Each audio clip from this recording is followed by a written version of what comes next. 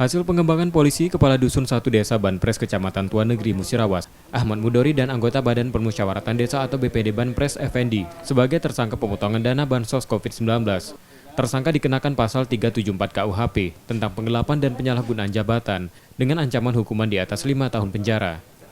Polisi menegaskan, kasus ini belum termasuk perkara korupsi karena kerugian negara masih di bawah 5 juta, yakni 3,6 juta rupiah. Hal itu efektif karena dana penyidikan perkara korupsi mencapai 200 juta rupiah. Penetapan ini berdasarkan kesepakatan dengan pihak Kejaksaan Negeri Lubuk Linggau yang menangani. Berkas perkara kedua tersangka akan dilengkapi polisi untuk dilimpahkan dalam waktu dekat.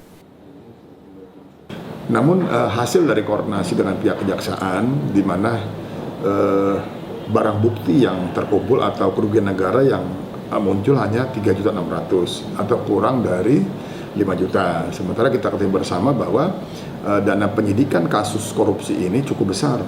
Satu berkas perkara sampai dengan 200 juta. Tetap yang bersangkutan diproses oleh kepolisian, tetapi undang-undang yang digunakan adalah undang-undang Kitab Undang-Undang Hukum Acara Pidana, dikenakan kepada pasal 374, yaitu penggelapan dalam jabatan.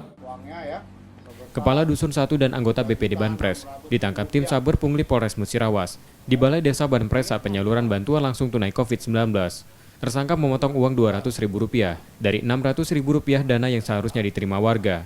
Polisi juga menyita barang bukti hasil pemotongan dana bansos itu sebesar Rp3,6 juta. Reski Oktora, Muklas Diferensial, Kompas TV, Palembang.